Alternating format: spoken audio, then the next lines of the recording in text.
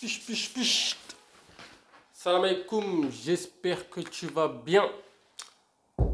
Bienvenue à toi si tu es nouveau ou nouvelle sur ma chaîne YouTube. J'espère que tu t'es abonné et j'espère que tu vas suivre mes vidéos. Si tu es abonné, je te remercie d'être abonné.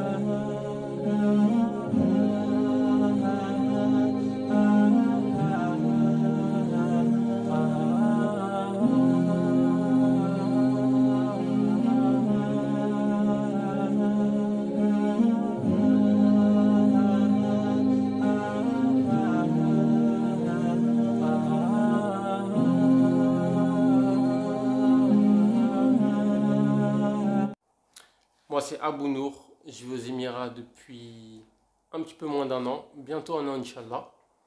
Et vraiment, je suis venu habiter aux Émirats ici parce que c'était mon rêve. C'était tout simplement mon rêve. C'était the goal. Et Alhamdulillah, par la permission de Dieu, Alhamdulillah, j'ai pu réaliser ce magnifique rêve que d'être aux Émirats. Vraiment magnifique. Donc voilà, c'est vraiment depuis mes 16 ans. Vraiment, depuis mes 16 ans, je rêve de venir aux Émirats. Donc tu l'as bien compris, c'est bien depuis l'époque des influenceurs. J'étais pas dans ça moi. Tu vois, depuis mes 16 ans, mon projet c'était quoi? C'était d'arriver aux Émirats Arabes Unis et d'être... Ah là, ça me fait un pincement au cœur là. Parce que vraiment, ce projet-là, je l'ai mis de côté. Et vraiment, ça me fait mal. Mais bref, je t'explique. À 16 ans, en fait, j'ai commencé la pâtisserie. Et je voulais justement faire mon CAP de pâtisserie pendant 2 ans. Et continuer par la suite à faire de la boulangerie. Et mon principal projet, c'était de venir aux Émirats Arabes Unis et de faire un salon de thé. De construire un salon de thé. Et vraiment parce que je sais que la gastronomie française, notamment les pâtissiers, les boulangers, c'est quelque chose de très reconnu à l'international. Et cherchez pas, il n'y a pas meilleur qu'un Français niveau pâtisserie, boulangerie. Ça n'existe pas, la concurrence n'existe pas. Et on éteint, la concurrence on l'éteint. Donc voilà, malheureusement, je n'ai pas pu réaliser on va dire, ce rêve-là. Parce que voilà, j'ai eu un petit peu des soucis voilà, avec mon ancien employeur. Pas des soucis, voilà, on s'entendait très bien, alhamdoulilah. Mais des soucis dans le sens où voilà, je m'étais inscrit en boulangerie après mon CAP pâtisserie. Et du coup, j'ai commencé un peu à apprendre la boulangerie. J'aimais bien ça.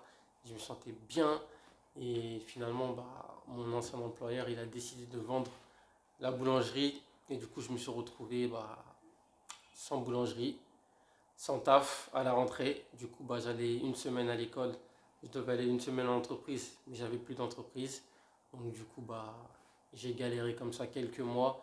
J'ai vu l'école a essayé de me trouver une porte de sortie.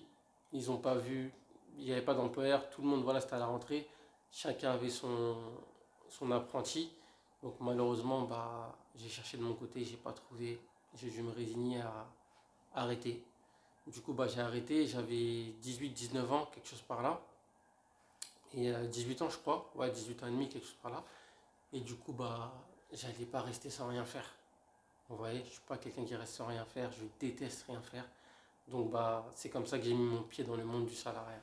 Donc voilà, j'ai enchaîné les petits boulots. Mon premier boulot, voilà, c'était livreur de pizza. Voilà, je faisais du mieux que je pouvais pour voilà, vraiment subvenir à mes besoins. Parce que voilà, depuis mes 16 ans, voilà, j'ai pris ma petite indépendance.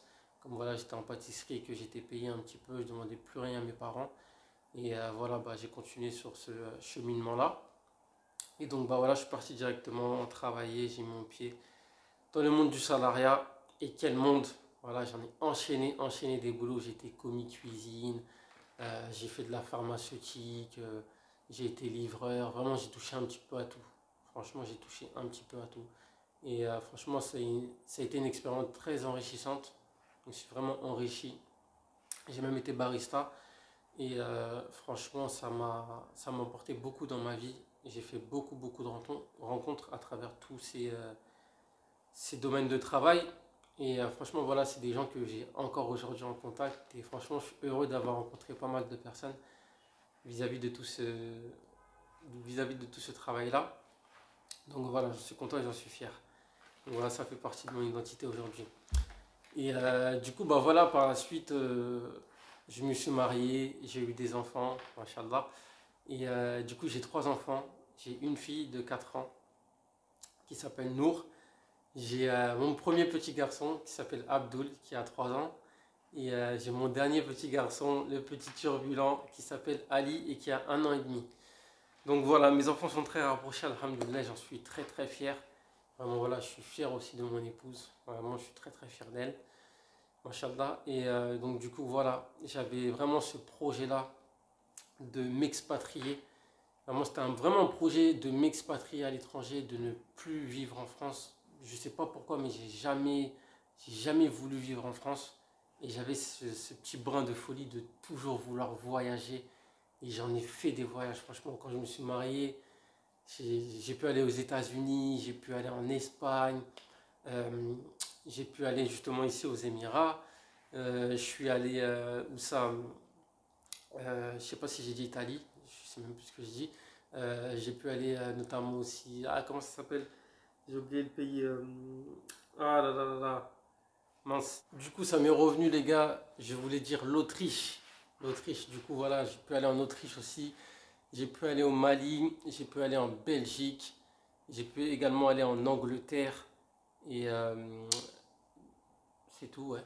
C'est tout dans 9 pays.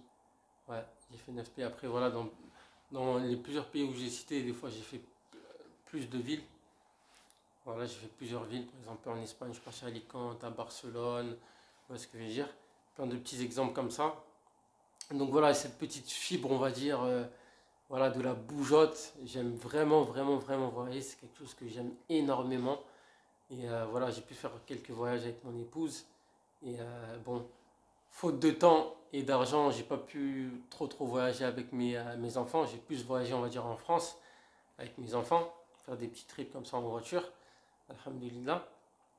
Mais voilà, du coup, quand j'ai rencontré mon épouse, elle aussi, voilà, elle voulait vraiment quitter la France, elle voulait vraiment être dans un pays musulman, etc. Et vraiment, voilà, on avait cette fusion-là.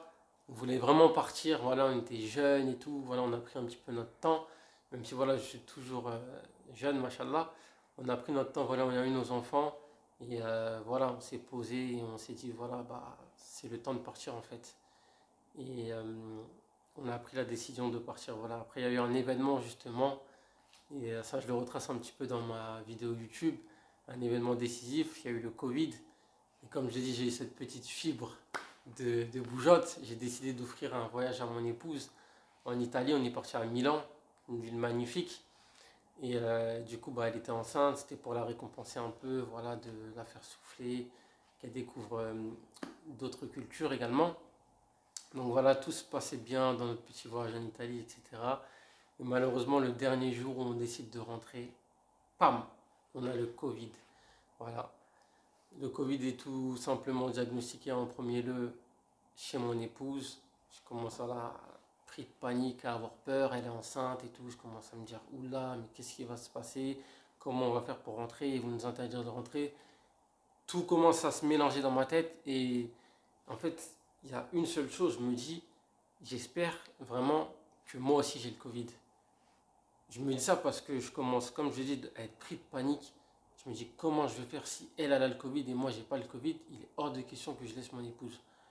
Et là, bah, je passe un test et on me diagnostique que j'ai le Covid. J'étais là en mode ouais, tu vois, malgré que j'étais KO et je comprenais rien à ce qui nous arrivait en fait. Et bah, de ça, voilà, on est parti dans un hôpital. On a fait, je crois, je sais même plus combien de temps. On a fait au moins 1 semaine et demie dans cet hôpital-là. Et voilà, après par la suite, c'était très très très difficile dans cet hôpital-là. On était voilà perfusés, on nous prenait, voilà, c'était très difficile. C'était une épreuve très très très difficile. Ensuite, on nous a transféré dans on va dire un appart-hôtel, entre guillemets. Voilà, c'était tout neuf. Vraiment, les Italiens, ils avaient tout mis en place. C'était vraiment un bâtiment très très grand. Et voilà, on avait Netflix dans nos chambres, on avait la télé. euh, Tout était vraiment, tout était gratuit et tout était subventionné par du coup le gouvernement italien. Et vraiment, c'était des locaux tout propres. Ça venait d'être construit spécialement pour le Covid. Je ne sais pas si vous vous rendez compte. Et on avait un repas chaque jour, matin, midi et soir. Du coup, vraiment, dans notre épreuve, ça nous a vraiment permis d'économiser de l'argent.